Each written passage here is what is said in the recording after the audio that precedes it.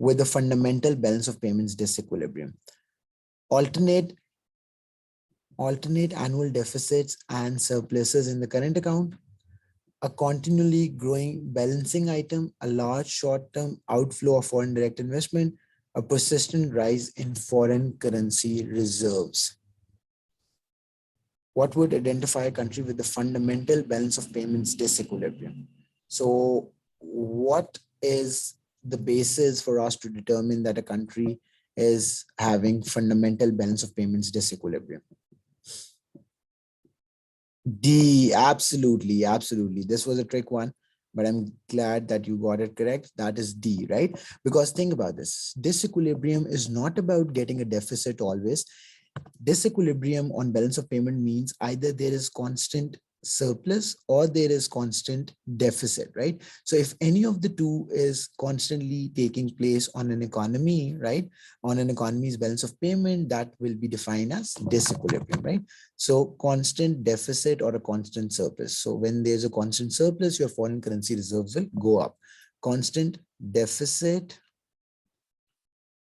or surplus is defined as balance of payment surplus, is defined as balance of payments disequilibrium, right? Is this making sense? Right? So that is what you need to remember. So when there's a constant deficit, your foreign currency reserves will deplete because there's more outflow compared to inflow. And on the opposite, when there's a constant surplus on the balance of payments, there will be more foreign currency reserves. Why? Because there is more inflow compared to outflow. Easy? We good? Okay, very good. Excellent. Let's move on.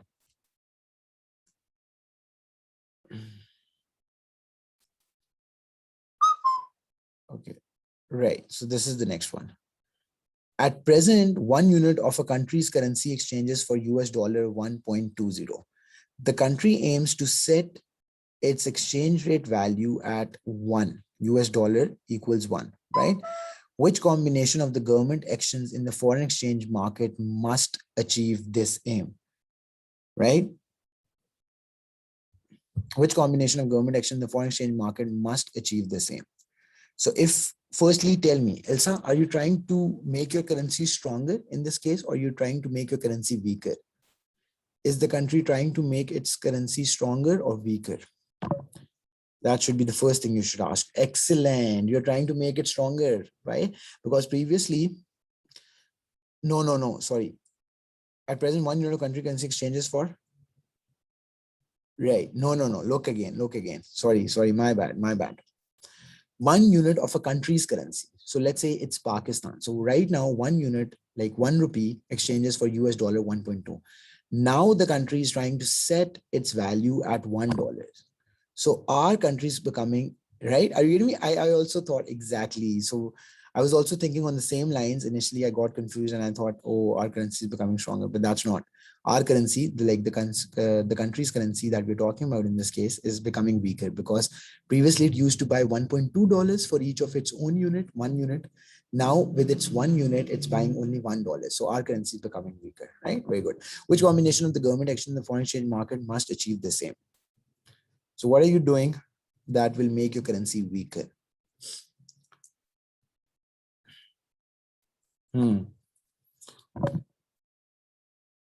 B, absolutely. So when you have to make your currency weaker, what you do, you buy the other country's currency, which is US dollars in this case, and you sell your own currency. So 23 should be B. 23 should be B. Absolutely. Excellent. Very well done. The diagram shows the exchange rate for the UK pounds in terms of US dollars. The original equilibrium exchange rate is at X. What will be the new exchange rate equilibrium of the UK pound following a rise in UK interest rate? So when the UK interest rate increases, what will be the change in the exchange rate? And do tell me why you think that it will happen. A, as the demand for UK pound increases. Excellent. So whenever a country is increasing its interest rates, right? So other countries want to invest in their in your country because that is giving them a higher return. So when that happens, there will be more inflow of money in your country. And when there will be more inflow of money in your country, this means that the demand for your currency increases. This means that the demand for your currency increases, and therefore it will move from X to, it will move from point X to A, right? It will move from point X to A, right? So that is correct. Let's check. 24 should be A. 24, 24 should be A. 24 is A, absolutely, right? Let's move to 25. A country's terms of trade increased from a base year value of 100 to 140 in the following year. Okay, if exports prices had increased by 50%, what was the change in the price of imports, right? If export prices, right, increased by 50%, what was the change in the price of countries' imports? So what is terms of trade? Terms of trade is export prices, index of export prices divided by index of import prices. That is what it is, right? Export prices divided by index of import prices. That's terms of trade. Now, if the overall change in TOT is how much? 20%, because moving from 100 to 120 is 20% increase. So we write 20% over here, right? Not percent, in fact, it's, you can also write in percentages, right? So there's, let's say, 20% increase over here, right? And then export prices are increasing by how much? 50%. And how much is the change in import prices? We don't know. Let's assume that to be X. So we know if we divide 50 with 20, that gives you 2 point, just a second, 20% increase, right? 100 to 120. Just a second, 100 to 120. Right, 50%. So that would be 50%, 1500, 1500, what is 120? Right. So yeah, what do you think? Right, it's 2, but there is something wrong that we're doing because 2 is not an option, right? So the easiest way to solve these questions, let me tell you what's another method that we can use. You're saying C? Okay, just have a look at this for a bit, right? So in the base year, terms of trade, we know is always 100. Yes or no? Right? The base year value of terms of trade is always 100, right?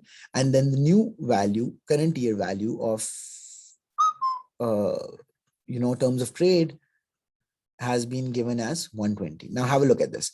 Now, what is TOT? TOT is index of export prices divided by index of import prices, right? So index of export prices divided by index of import prices, right? Okay. Now, one method that I always suggest to my students to make their calculations easier is to assume, right? So let's assume in the base year, I'm talking about the base year. Ilsa, now let's have a look at this very carefully. Let's assume that the index of export prices in the base year will always be 1000 and the index of import prices in the base year will always be 10, right? So 1000 divided by 10 will always give you 100.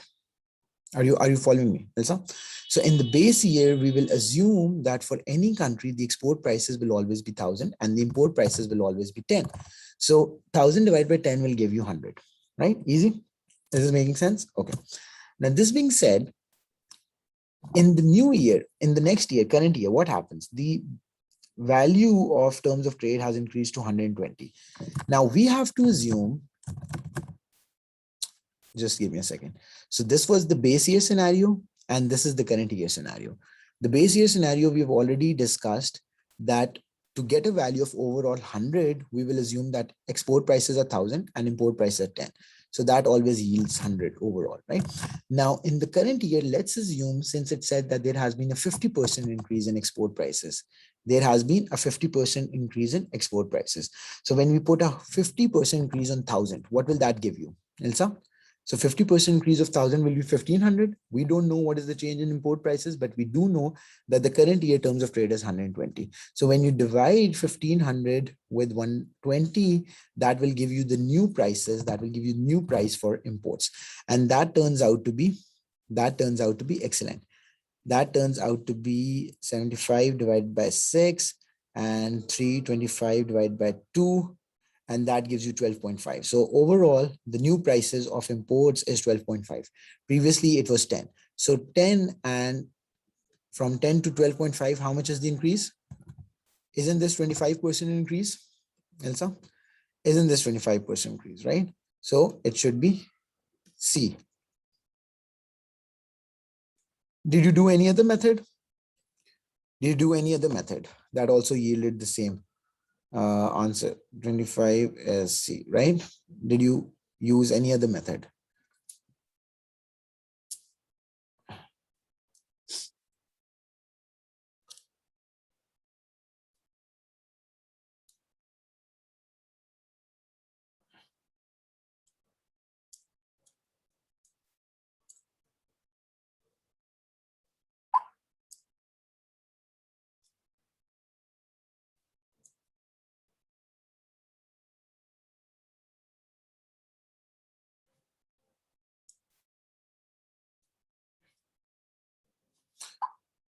Yeah, right. Okay, think about this. Yeah, sure, I can definitely repeat this.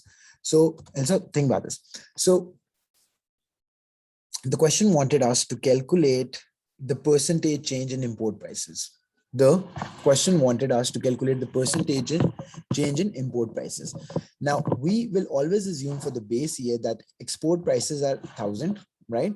And import prices are 100, right? So that it overall 10, sorry, import prices are 10. So export price is 1,000, import price is 10, so that it always gives you a value of 100 in the terms of trade.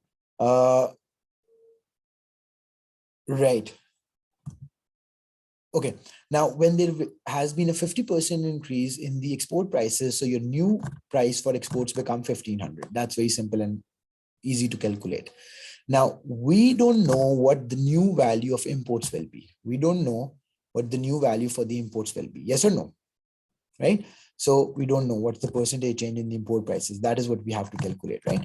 So let's look into it.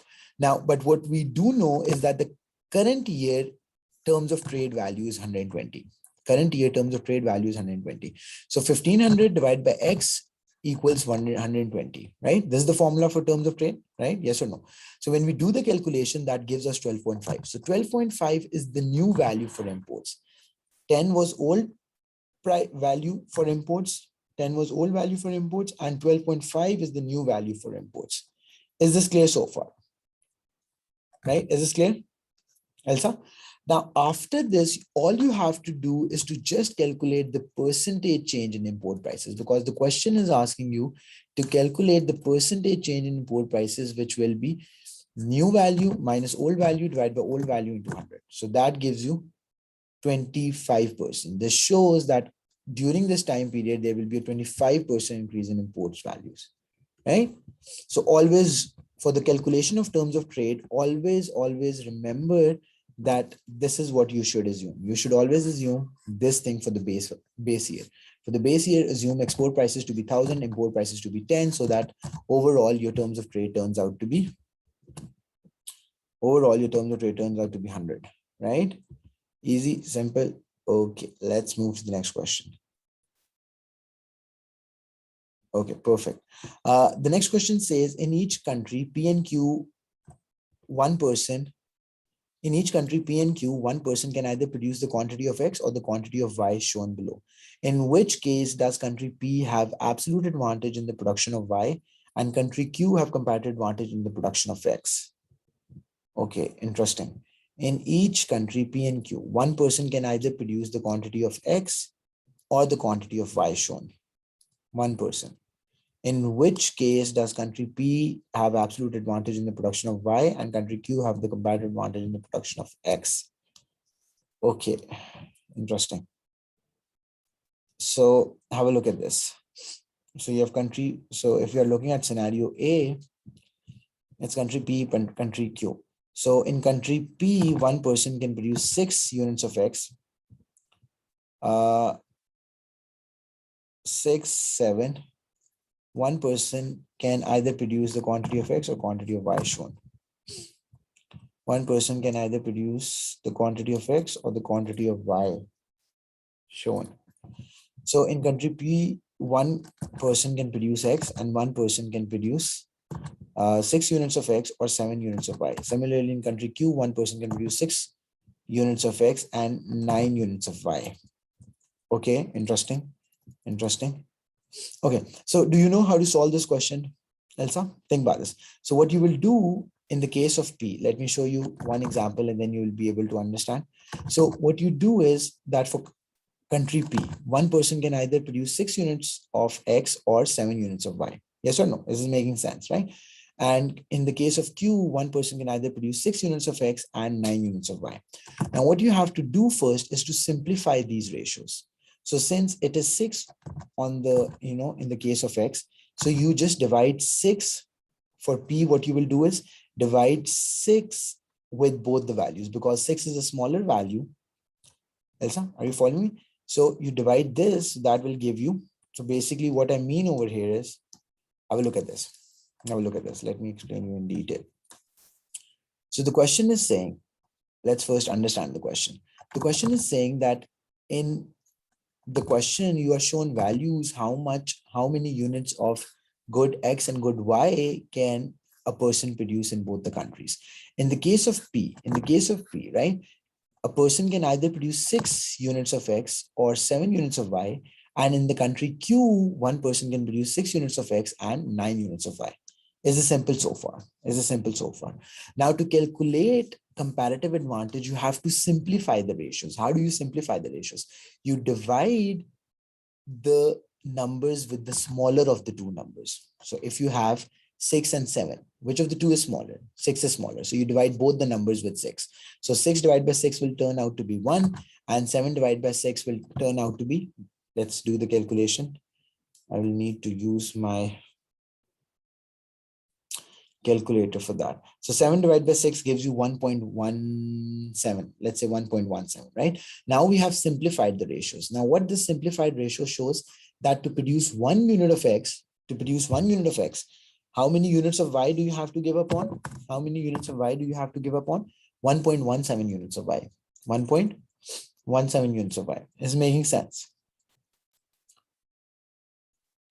This is making sense. Now we'll do the same.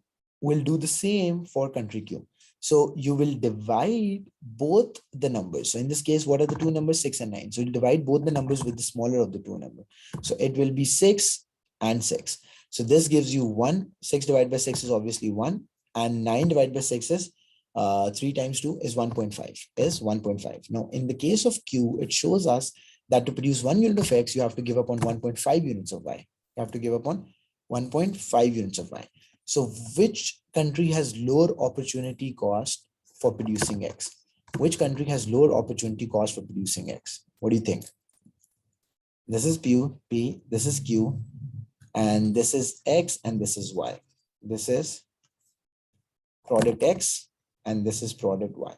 So which country has lower opportunity cost in terms of producing X? Q has lower opportunity cost or higher opportunity cost? To produce 1 unit of X, in the case of P, you only have to give up on 1.17 units of Y. Whereas in the case of Q, to produce 1 unit of X, you have to give up on 1.5 units of Y. Ilsa, is making sense? Right? So we know country P has lower opportunity cost. In terms of producing X. So country P should produce X. Or it means, in other simple words, country P has comparative advantage in X, and the other country will have comparative advantage in the other thing. And country Q will have comparative advantage in Y. Let's look at this one more time if you did not get this. Elsa, did you get this last part or did you not? So what is said here is, right? Think about this. To produce 1 unit of X, in the case of P, you have to give up on 1.17 units of Y, right? In the case of Q, to produce 1 unit of X, you have to give up on 1.5 units of Y. So technically, country Q is giving up on more quantities. Country Q is giving up on more quantities of Y. Country Q is giving up on more quantities of Y to produce 1 unit of X compared to country P. So country P has lower opportunity cost of producing X, Country P has lower opportunity cost because 1.17 is less than 1.17 is less than 1.5. So country P has lower opportunity cost of producing X.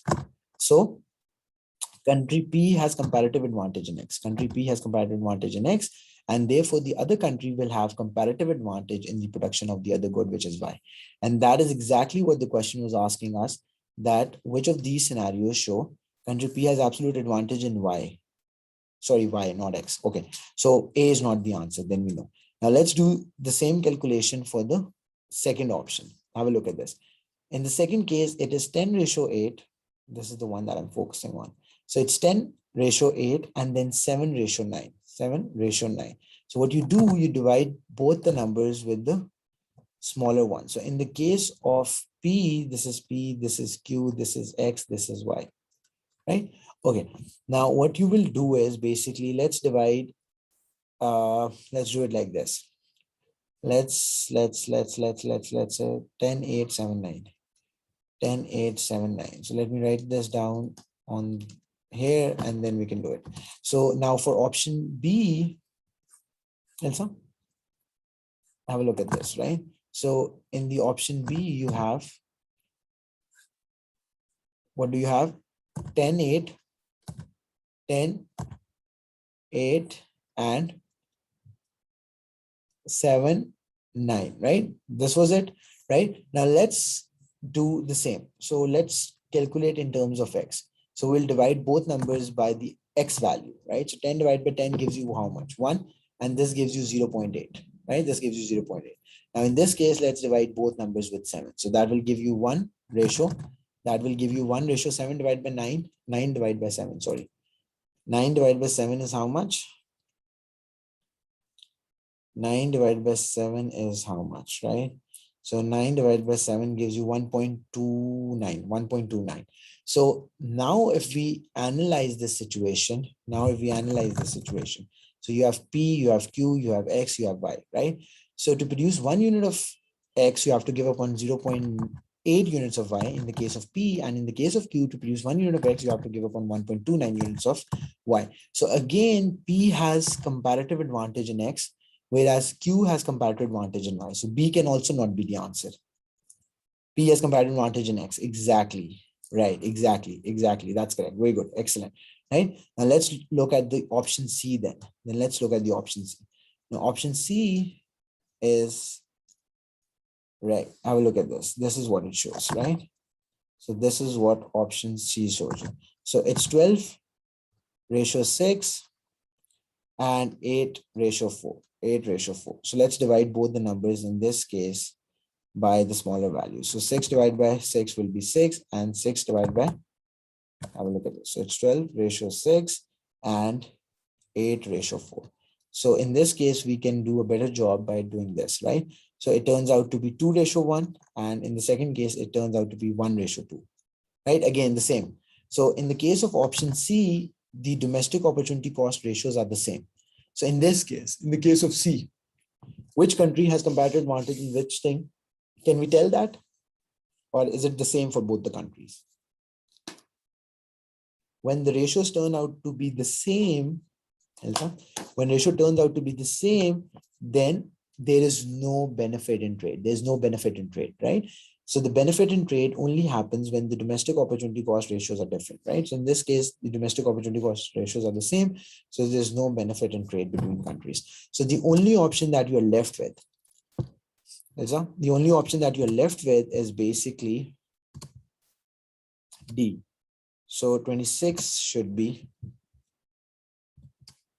26 should be D, right? So let's see. We did not do the calculation for D, but since we know that it's not A, B, or C, then it has to be D. And the answer 26 is D, right? Easy. Any confusion? Right? So sometimes it takes us a couple of calculations, but we have to do it, right? Because otherwise we will not be sure if the option that we selected is correct or not. Very good. Excellent. Very good. A government removes the tariff on a product as shown in the diagram. So this was the world supply with tariff, and the lower one is the world supply without tariff. What will be the change in domestic production? What will be the change in domestic production. Interesting, very interesting. So the question says that when the tariff is removed by a country, then will the domestic production increase? Will the domestic production decrease? And that is what you have to tell.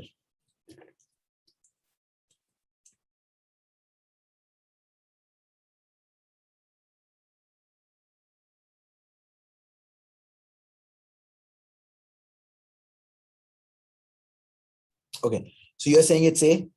Absolutely, A is correct. VW, exactly. 27 is A, right? And do you know why is it A, right? So did you get this part, right? Yeah, that's correct. That's correct.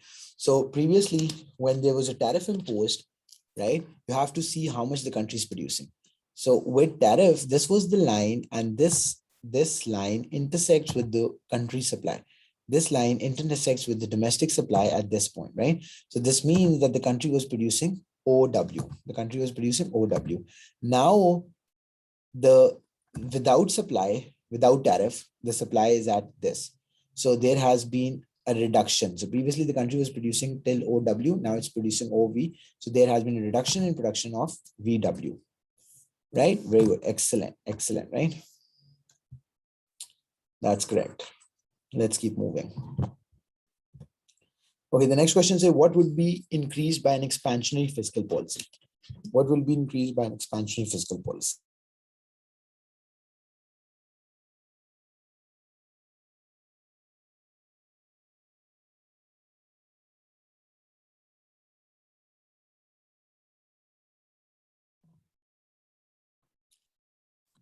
Yes, Ilsa, what is expansionary policy?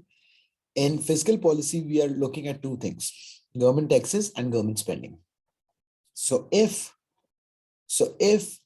government is reducing its taxes and government is increasing its spending, that is an expansionary policy. If government is reducing its taxes and government is increasing its spending, that is expansionary, right? So whenever that happens, there will be increase in, right? So Elsa, I was saying that what is fiscal policy? Fiscal policy is about two things. Think about this. It's about taxes and it's about government spending. And expansionary means to expand the size of the economy. When you have to expand the size of the economy, what do you do with your taxes? You reduce taxes. And what do you do with the government spending? You increase your government spending, right?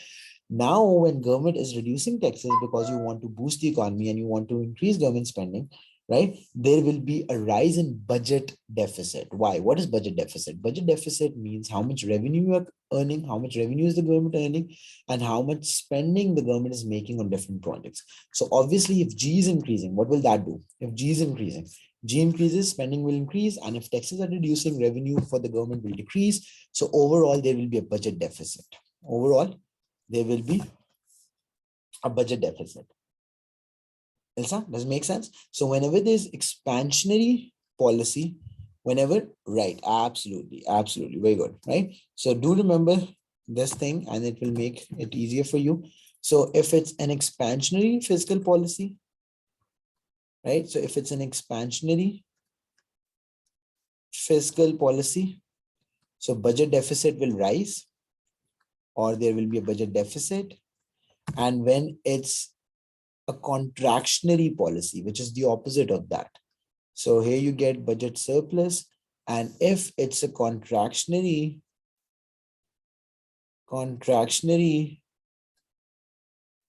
fiscal policy, you do the opposite thing. You increase your taxes, you reduce your government spending. And as the result, what it does is that your government's revenue is increasing, government spending is reducing. So sorry, it will be a budget deficit, my bad. And then in the case of contractionary, government revenue is more, government is collecting more in taxes and, you know, giving out, spending less. So there will be a budget surplus. There will be a budget surplus. Any confusion about this? Any confusion? Right? Okay. So 28 is A. Let's check. 28 is A. Very good. Excellent. Let's do the next question. Possible policies a government might use to reduce a deficit on the current account of the balance of payment include devaluation, government spending cuts, interest rate rises, and tariffs on imports. Which two policy will be classified as expenditure switching? Interesting. Expenditure switching. Which of these two policies will you define as expenditure switching?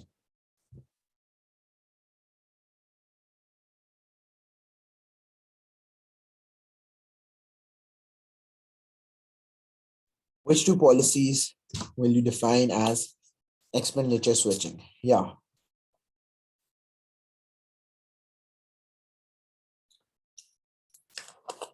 So switching is when you want to switch your spending when you want to switch the local spending from imports to exports, right? So interest rate rises is not a switching, it is interest, it is expenditure dampening policy. So it can't be the one. Government spending cuts is also dampening. Devaluation is one, and tariff on imports, right? D. 29 is D. Yeah, we'll check at the end. Yeah, it should be D. Let's do the last question.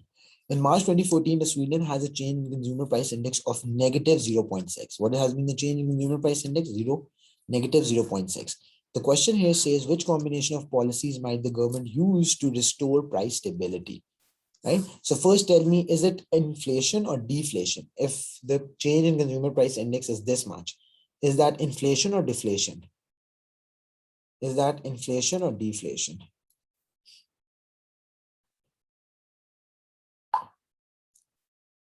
That is, just a second, that is deflation, exactly, right? Just remember this, right? So when there is a positive change, no matter how much low it is, so even if it's a little bit of positive change in consumer price index, this shows that prices are increasing. When prices are increasing, that is always inflation. When prices are increasing, that is always inflation. And when it's a negative, no matter how much negative it is, even if it's negative 0.1 change in consumer price index, this means that prices are falling, right? Consumer prices are falling. And when do consumer prices fall? When there's deflation. When do consumer prices fall? When there's deflation, right? So what can the government do now? Increase interest rates and increase indirect taxes? Right. Increase interest rates and reduce government spending. Reduce government spending, increase income taxes. Reduce interest rates and increase government spending. Which of these do you think will be most effective in increasing the prices? So since there is deflation taking place and we know deflation is harmful for a country, so the question asks you that what can the government do to restore price stability, which means to increase price levels. So what can the country do to restore price stability? That's what you need to mention. So the answer should be increase government spending shifts to the aggregate demand. Yeah, yeah, that's correct. And what about interest rates? D, absolutely. Right, so 29 and 30th should be both D, right? And they are both D, absolutely. Very good, excellent. So we can quickly do some more questions, right? Should I open up another paper? Should I open up another paper? Can you do 8 and 12? Sure, I can, 8 and 12, right? So where is question? Here it is. Okay, the diagram shows the rectangular hyperbola DD represents the firm's demand curve. What can be deduced from the diagram? Increase in quantity causes a fall in total revenue. Increase in quantity supplied. This is not quantity supplied, this is quantity demanded, so we can't say, right? So that should not be the answer. The price elasticity of demand decreases as we move down the curve. The sale of an extra unit gains no extra revenue. Total expenditure on the commodity decreases as price falls. The sale of an extra unit gains no extra revenue. I think the answer should be C. The answer should be C. Is it C? Right. For 8 is the answer C. 8 is C. Okay, let me explain you. Yeah.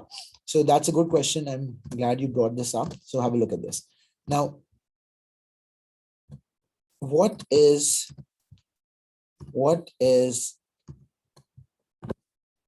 price elasticity of demand? Let's have a look at this. So if you remember, Elsa, we talked about different types of elasticity. Sometimes elasticity of demand is more elastic, sometimes it is less elastic, sometimes it is perfectly elastic, sometimes it's perfectly inelastic. And the fifth type of elasticity is unitary elastic. Now you have to listen to this very carefully. So what is unitary elastic? Unitary elastic is when the change in price is exactly when the change in price causes the same change in quantity demanded. When the change in price, right? So it turns out to be -1. What it actually shows you is what is PED. The formula of PED is percentage change, delta means change in quantity demanded divided by percentage change in price. So if there is, have a look at this. So if there is 5% change in price, so if price is increasing by 5%, the demand has to fall by 5% so that 5 divided by 5 gives you exactly 1, right? Are you getting me? That is what unitary elastic is. Elsa? Now, when you have unitary elastic demand, when your elasticity of demand is unitary elastic, that means that whether you increase the price or you reduce your price, your total revenue stays constant. There's no change in total revenue, no matter what you do to the prices of the good, right? Even when you increase the price, total revenue is staying constant. Total revenue staying constant. Even when you're reducing the price, the total revenue stays constant, right? Absolutely no change. Absolutely no change, right? Now, what that means, the sale of an extra unit. Now, when you sell an extra unit, let me also show through the graph, otherwise you will not understand, right? So have a look at this. Let's say you were selling 10 at the price of $10, 9 units. So that makes 10 times 9 is how much total revenue of the business? 90. Now, when you move from this point, let's say A, to this point, let's say B, your price per unit, let's say, fall by 9 and your total quantity increases by 10. So again, 9 times 10 is also 90. Are you getting me? So when it's a hyperbola, when it's a downward sloping curve, this is the indication for us to understand that it is unitary elastic. And when it's unitary elastic, we know no matter what happens to the price, no matter how the price is changing, your total revenue will stay constant. No gain, no extra revenue, right? So do remember that. And for the other elasticities, you might already know, but let me give you a quick recap about that as well. The other two types are more elastic and less elastic. In the case of more elastic, when you reduce price, you get more revenue. In the case of more elastic, when the firm is reducing price, it gets more revenue. You reduce price, your total revenue rises, right? And total revenue rises. And in the case of less elastic,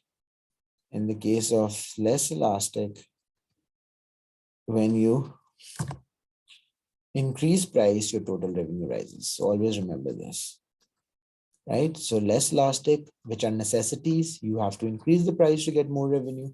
More elastic are luxuries. When you reduce the price, you get more revenue. That's what you should know. Easy, easy. Confusion? We good on this? Okay, now we are moving towards 12. 11 and 12. Okay, in which market would equilibrium not be achieved at point F if price were above OP? That's very simple. Okay, have a look at this.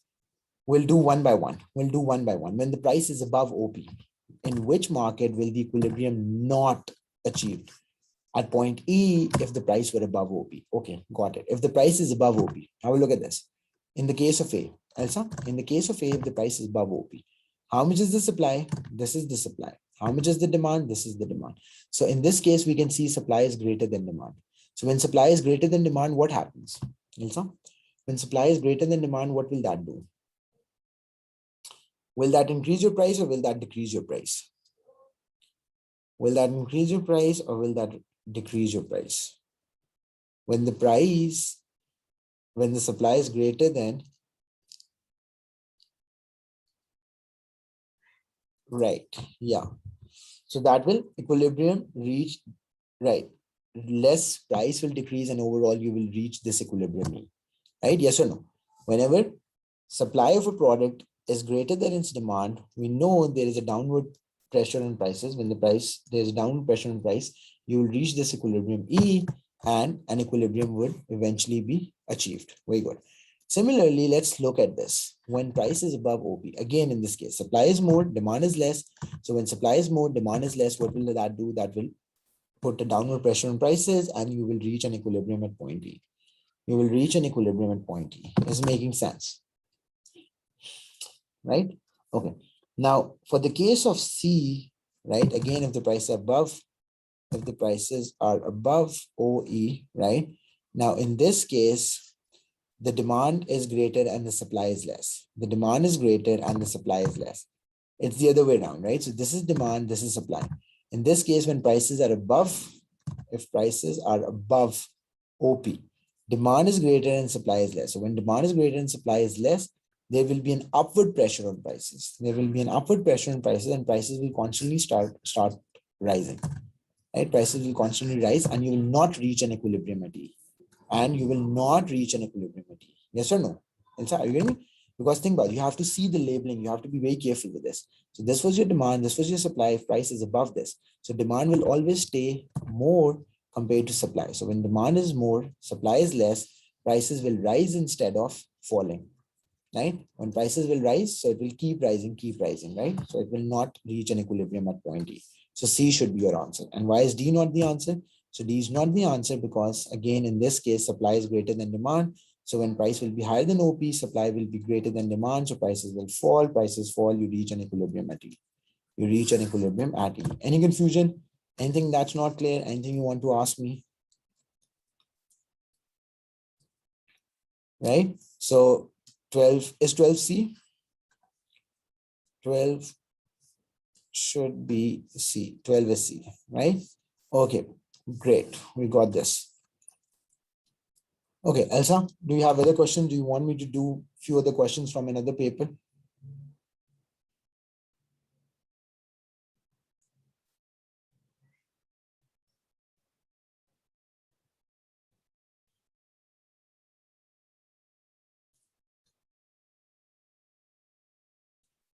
Right,